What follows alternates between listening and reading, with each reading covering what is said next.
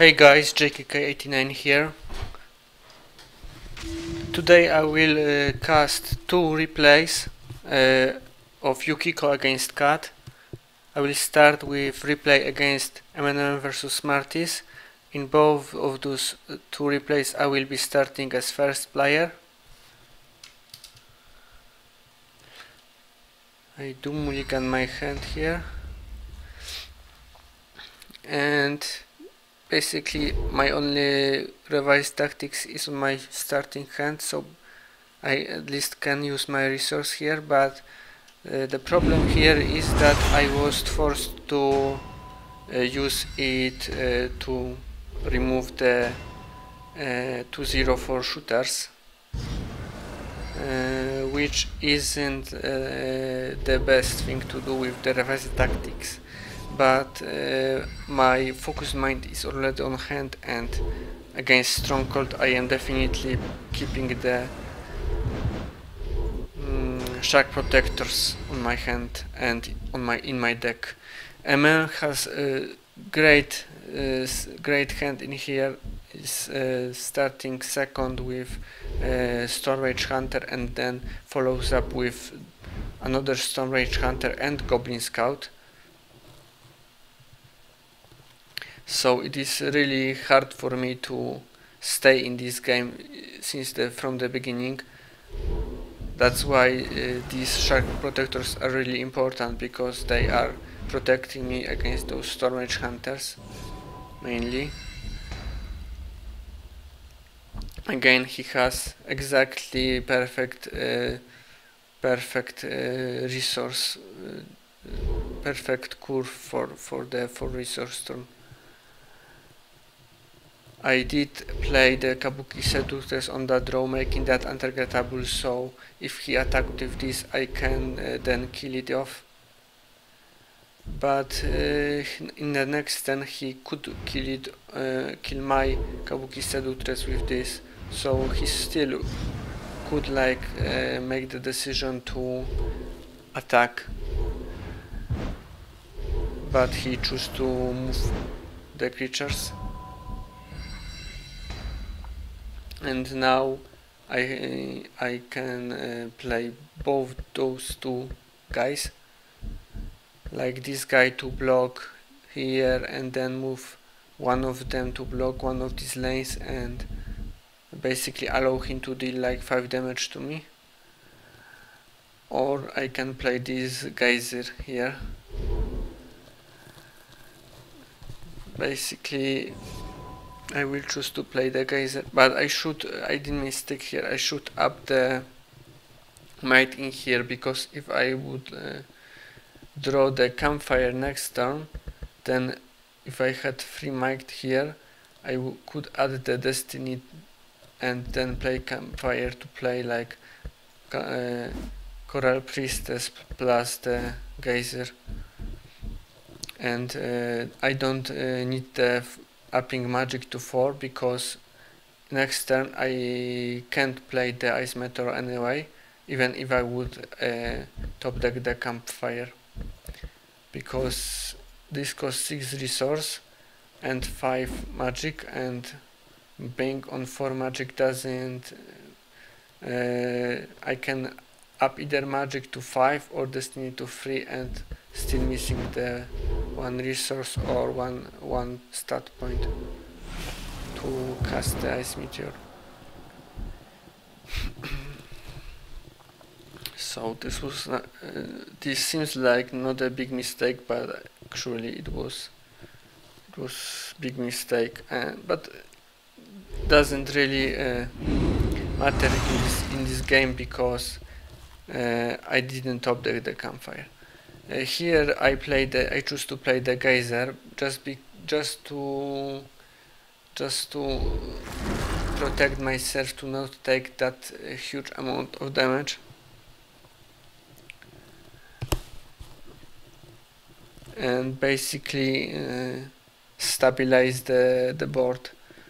The value from geyser was not that good, but was decent enough to play it, and definitely improve my board better than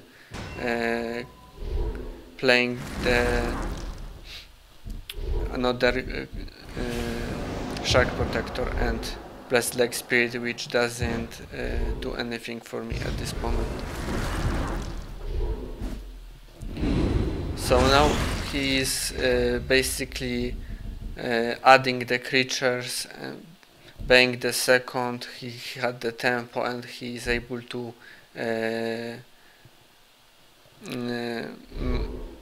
just add the creatures to the board and scale his tempo to the point that I will be not able to come back.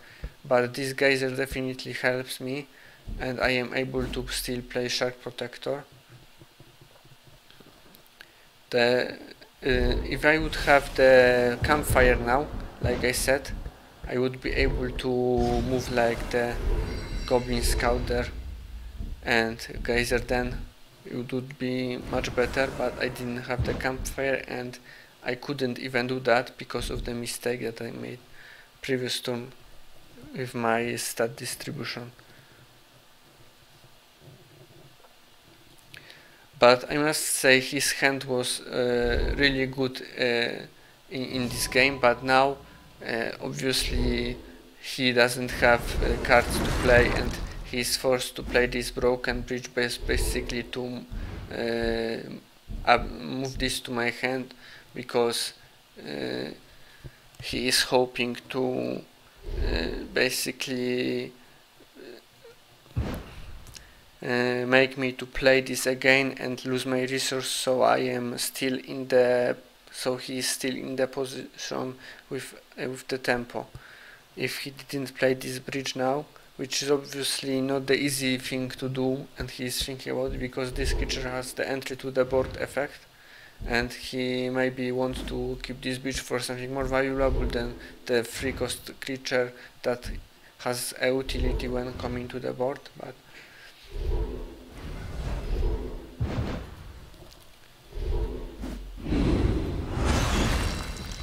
he chose to play the bridge anyway. Now I can play the perfect Chain Lightning. Not that really perfect since this creature is alive, but for the first time in this duel I am the one who has the tempo on the board, and from that point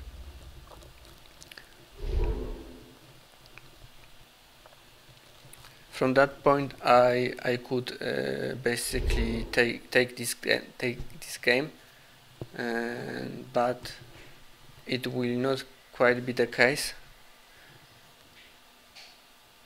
He still has this Blood Snake Shaman, which he draw this turn, which is obviously a good card to draw.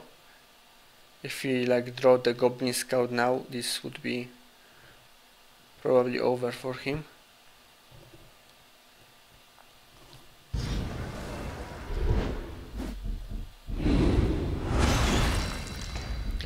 This is my first Kabuki Propagandist that I draw in this game.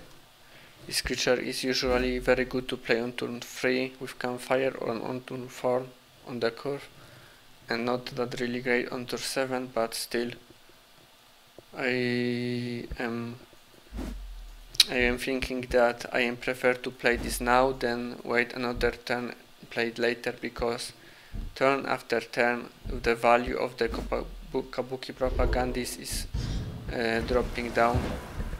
He is the most valuable on turn 4, and when the turn goes up his value declines.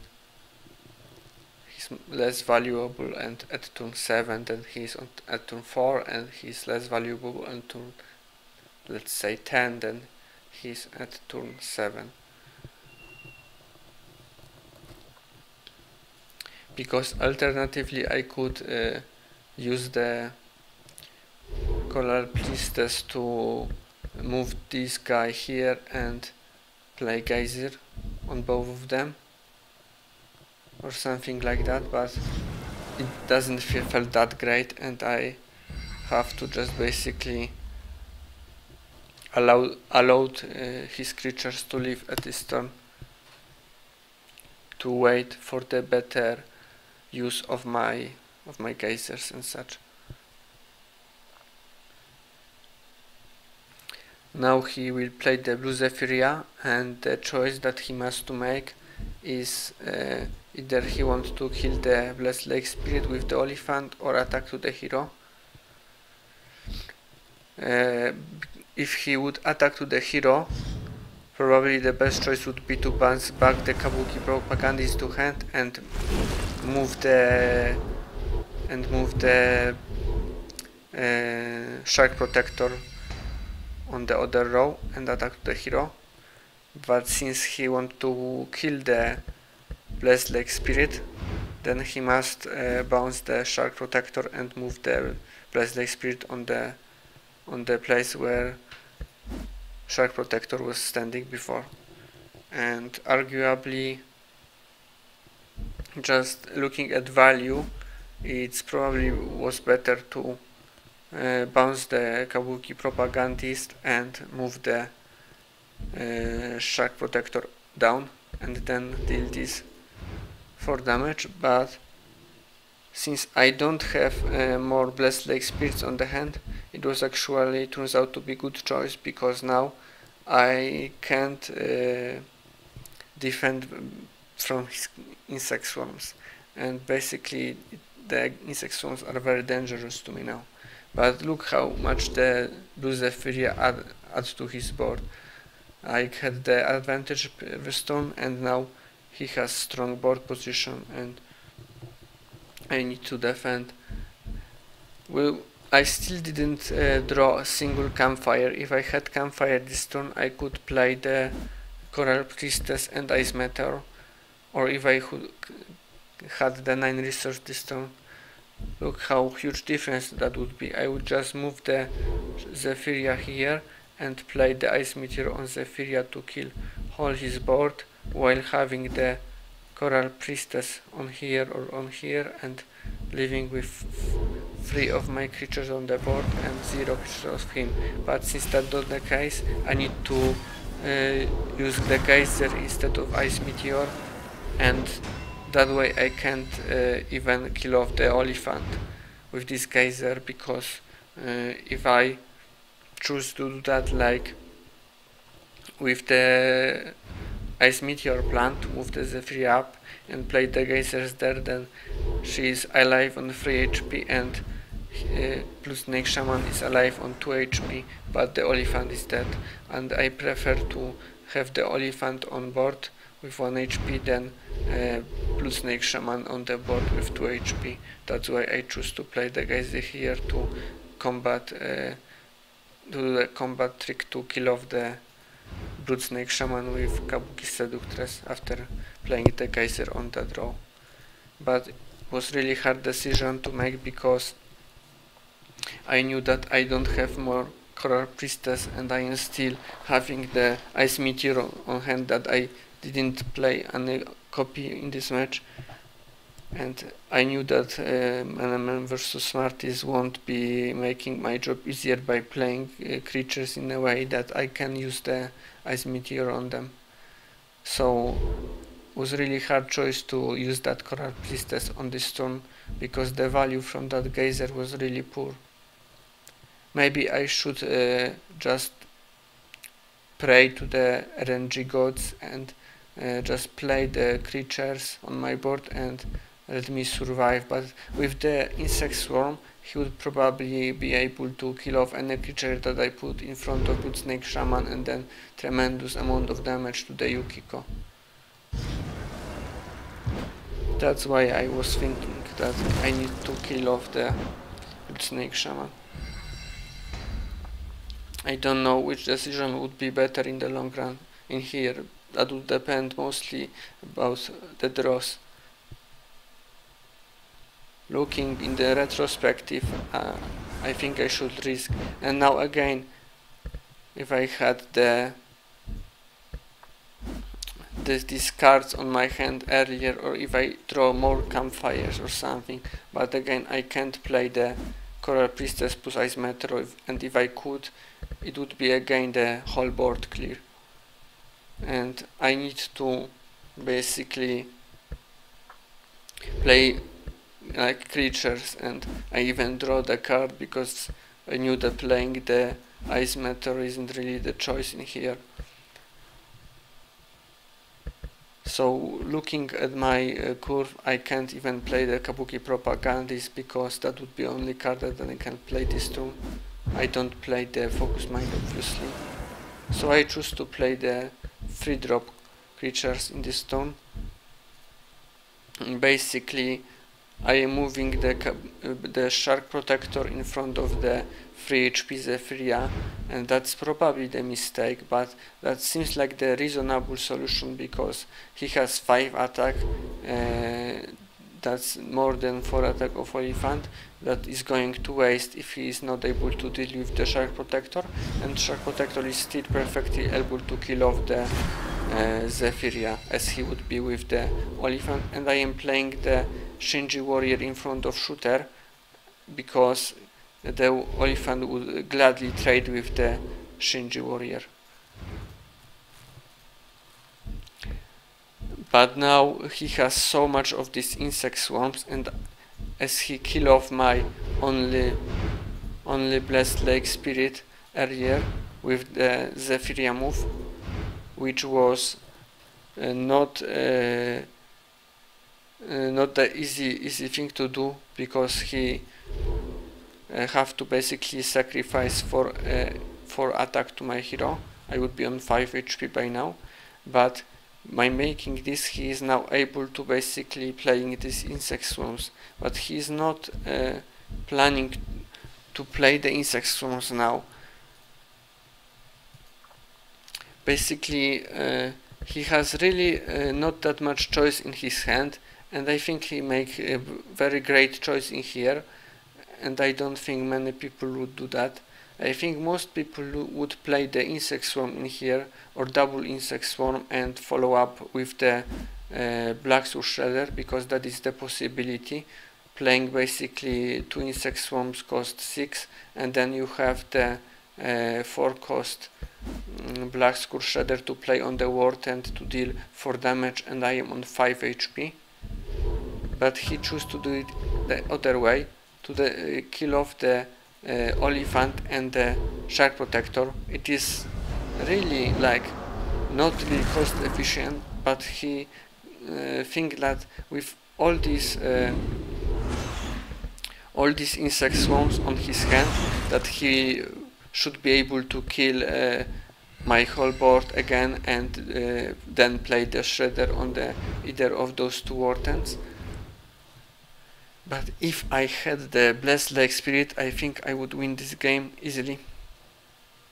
But this is not the case, and I will think long in this turn how I can survive, but as you see already, I can spoil it already, he will win because I have no Blessed Lake Spirit, and he will obviously play the double insect swarm to follow up with Shredder.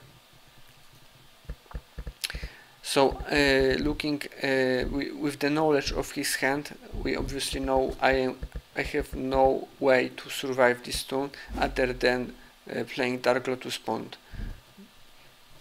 And now the question is, if that was the option to play the Dark Lotus Pond in that turn, and then I would be left with 5 resources, and then I could play only the 3-drop or the 4-drop. But I just choose to play this Ice Meteor here, and the way I did that this turn is by playing the creatures in a way that after 1 insect swarm that he played, I mean I did expect that he has Shredder plus insect swarm on hand. I mean that I was thinking about it like the worst case scenario, he has the insect swarm plus Shredder on my hand, and that way, as you see, after 1 insect swarm he's still not able to finish me off with this Shredder because of my positioning. Basically my last turn what I did, I rearranged my creatures in the position that he need to play the Shredder in here, and he is hypnotized in this row, so the Shredder needs to attack to this, and then only he could like play it somewhere else. So even if he had the sacrificial altar on his hand, then he would need to kill off this first, then play Shredder to deal only 2 damage, because I played the 2 of my above 3 HP creatures on the Wartend lines. So I was safe if he has like Shredder plus Insect Swarm plus Sacrificial Altar on hand, but I was obviously not safe if he has 2 or more Insect Swarm on my hand, as is the case now. It was really painful to me to lose this duel. It shows why people claim that Cat is such favorable against basically every other deck, Yukiko included, and even MNM vs Smarties himself is claiming that on forums that Cat has the advantage against Yukiko, but I don't agree with it, because I think the Yukiko has the more options in this matchup, and if the players are of equally skilled, the Yukiko player will win more duels in the long run, just because of the more options that Yukiko has. MNM is the great player, and that's why he is winning against Yukiko's with his Cat, and I am a good player myself, and playing Yukiko I am winning against other Cats pretty often. I have great win ratio as Yukiko against Cat, but basically it is going to these little mistakes about positioning. You could see in this duel how the upping the magic early instead of might could huge matter on this duel, and also the positioning to playing around the opponent's cards, just knowing what can kill you, what can hurt you the most, what can win him the game, what can lose you the game, and playing around that. And I think perfectly in the last turn, but obviously I couldn't, just basically I couldn't survive the double Insect Swarm. I don't think I could play it any other way to survive this last turn, and MMM make the hard choice to play this Altar of Asha to kill off my Shark Protector to deal this 5 damage, because he was like playing all for finish in the next turn. Basically, if I would have the Blessed Leg Spirit, he would be in no position to win at all, because he would have to have double Sacrificial Altar and double Insect Swarm and Shredder to win, and he had only 4 cards after drawing, so that was even an option. So basically he was gambling there, playing that Altar of Asha, that I will not have the Blessed Leg Spirit, or I will be stupid enough to not play it. But that option is not really an option, as he knows that I am perfectly aware what I have to do on my turn. Now as this wasn't really long replay, I will show another replay, but against other player who is not as good player as Menem vs Smarties, and he will do some mistakes that maybe I will able to point out in the commentary. I will also starting first.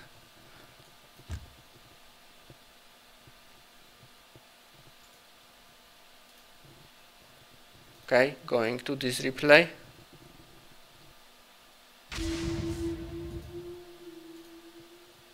It is against Titan XXXH. I think he played in the Silver Cup finals in this month. I do not mulligan in this game, as I have all the cards that I need, basically. What I value the most in this duel.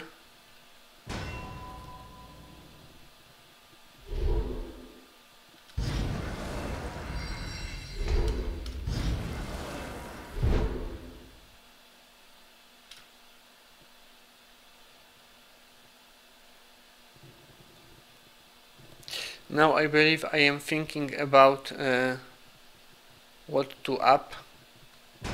I will choose to up the might just because of the campfire combo with Kabuki Propagandist, which obviously I didn't have versus M&M, and M&M had slightly better hand than Titanics.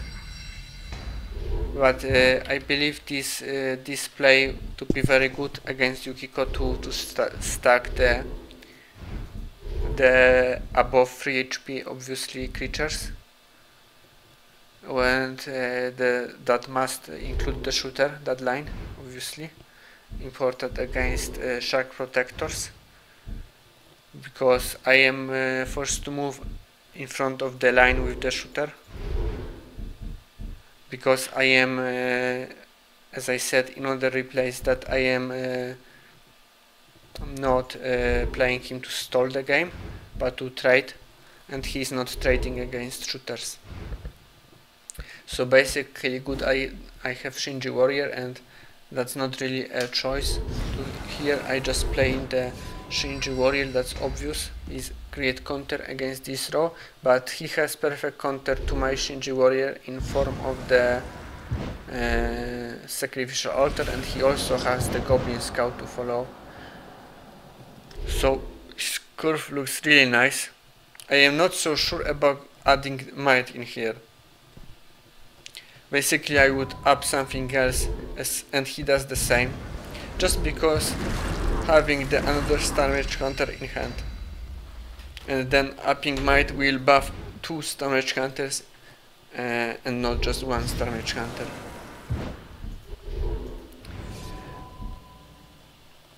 Now I am playing the Kabuki Propagandist on the 4th turn, because I did not obviously have the campfire on my hand to do that combo I was talking about. Playing that in front of the shooter that cannot kill it off with the War Tent or the Shredder. So that's the perfect counter on that turn on this Kabuki Scout, Goblin Scout. Basically you can block the Goblin Scout with 204 shooter in your second turn, but you doesn't supposed to block the Goblin Scout with 204 shooter in your 4th turn, because opponent can kill your 204 shooter with War Tent or Shredder. But 2-5 creature is perfect counter to Goblin Scout. Still, I don't really like that I am forced to basically allow him to deal this 5 damage again to me, and I am already on 10 HP. But I really don't want to play him in front of the shooter. As you see, that's how much I don't want to do it. That I prefer to take 5 damage. Obviously there are points in the game that I am inclined to do it in the expense of my HP, that I prefer keeping the HP than the Shark Protector, but early in the game the tempo is the most important, more important than your HP, and that was perfect turn for me, basically using the Coral Priestess plus Geyser combo, thing that I wasn't allowed to do versus M&M versus Smarties, because I always either lack one resource or something. But he also helped me with his positioning. I could point out some mistakes if I wasn't talking so much about my place. But I think the previous turn he play these creatures in next to each other, that I am able to kill them off with Geyser anyway. I didn't even need that Coral Priestess. This Coral Priestess just add to this, that I was able to kill off the Centaur Archer instead of leaving it with 1 HP after playing the Geyser.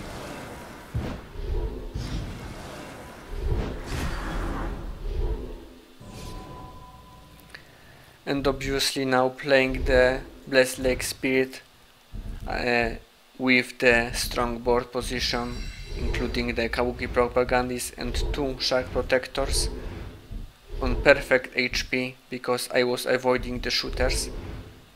Just make really impossible for him to come back, and now he makes strange choice of playing Damran instead of Blue Zephyria, because with Blue Zephyria he could up might to 5, which cat decks usually are playing 1 Black Sword Crusher anyway, or 2 of them, so going up to 5 might isn't really that bad anyway, and bounce back the Kabuki Propagandist to my hand and move the Shark Protector here and deal the 5 damage to my hero, leaving me on 5 HP and having better board position than he is having now after playing the Damran, and I am still allowed to basically kill off his whole board with the Ice Meteor even without playing the Coral Priestess. He should play the Damran here instead of here.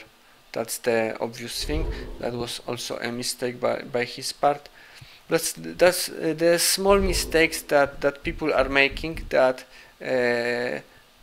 are reason why I am playing such favorite against Cat even when starting first. You can see I am on 10 HP and was starting first. He had great resource curve with creatures, but still I was just favored in this matchup just because I tend to really pay attention to my moves, and my opponent was doing some questionable choices. And that wasn't the thing against MNM versus Smarties, and that's basically why I think I am favorable against Cat playing Yukiko, but only if my opponent is making mistakes and I am not making mistakes. But if we both are not making mistakes, then I am still favorable against Yukiko because I was starting first against MMM and I was barely losing this. This was so close I could win this, and I sure would win this if I would have the Blessed Lake Spirit, or if I was starting second. The duel would turns out to be completely different. So as you see, Yukiko is really good against Stronghold in general, and is even better against Togrul because Togrul doesn't have the Blue Zephyria, which is super good in dealing this last damage to me, to the Yukiko.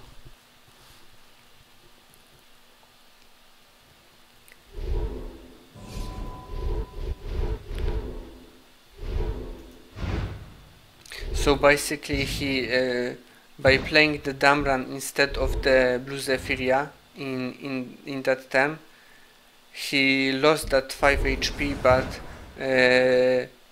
he was allowed to clear the board with insect swarms. But if he played this Damran here, he would have the strong board presence that he wouldn't have to play the insect swarm that early anyway.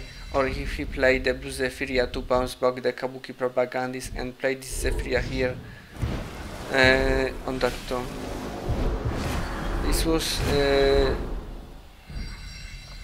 just the little mistakes that lead to his position now, that he's playing from the behind and need to just basically block all my creatures, and that I am the beatdown now. And I have a huge card advantage by now, and board position and tempo. So this is already over at that point.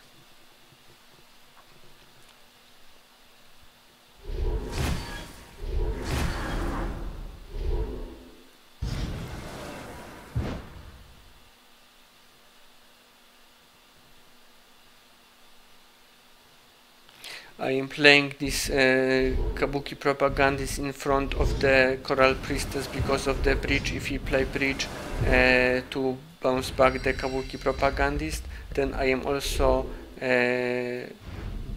being awarded with Coral Priestess in my hand, which is the utility creature that I want to have bounced back to my hand.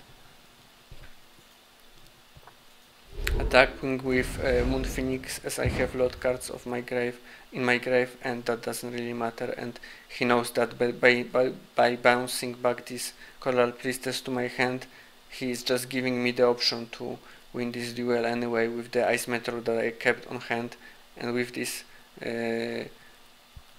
Coral Priestess I was allowed to just clear his board anyway, regardless what he was doing in this turn, and he doesn't have even the card to like play apart from this Moon Phoenix.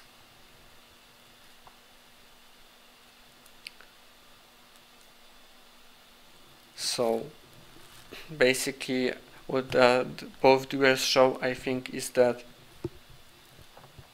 this is very decision based matchup, where every decision is very important that you make in this duel, and you can lose this matchup, the Yukiko versus Cat, just by playing the card wrong or upping the wrong stat, small mistakes like that. And basically you need to be really careful and plan ahead to if you're playing the both Yukiko and Cat in this matchup. Just keeping in mind the opponent cards, like if you are playing Cat, just keeping in mind the Coral Priestess plus Ice Meteor or Geyser combo, and just avoiding that, just playing the creatures in the zigzag fashion and not around each other like the Titan was playing, with this Oliphant and Damran staying next to each other, or Ariel the Centaur Archer and Stormage Hunters and Goblin Scout staying next to each other. Just need to be really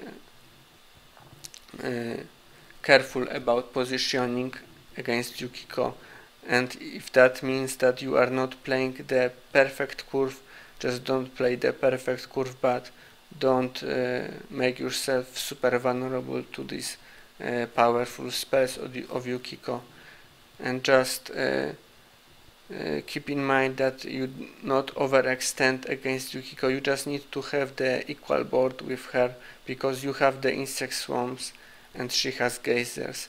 If she is using the geysers to kill off your creatures and then you are using insect swarm to kill off her creatures, then this is even trade. But if she is using geyser and she has the Blessed Lake Spirit on the board, then you need to be really careful about that, because then you have to really invest to first kill the Blessed Lake Spirit and then follow up with insect swarms, and that's how Yukiko can create huge card advantage by that. And if you are playing Yukiko against Cat, basically you need to be also careful about overextending, but you need to be aware that you need to have the board advantage against Cat. You need to have more board presence against Cat. You need to double block the lanes. You need to play the Shark Protectors against melee shooter and flyer. You need to play the Shinji Warrior against the shooter creature, in front of the shooter creature, and basically using the Coral Priestess to maximum effect to just create card advantage. The match consists about survival in early stages, some stalling and building up the board, and then playing your small combos with the Coral Priestess to creating card advantage, and then in mid-late game Cat is coming back to the board by insect swarming, which is only natural, and then you need to have built the board again and if you have the another best leg spirit, then it is perfect for you. But if you don't have it, it doesn't really matter at that point anyway, because if you survive to that point, Yukiko is already favorite against cat, and you only need to be careful against those combos with the Insect Swarm plus Shredder if you are in the low HP, as I was with in the match against M&M versus Smarties. Okay, so thanks for watching and bye.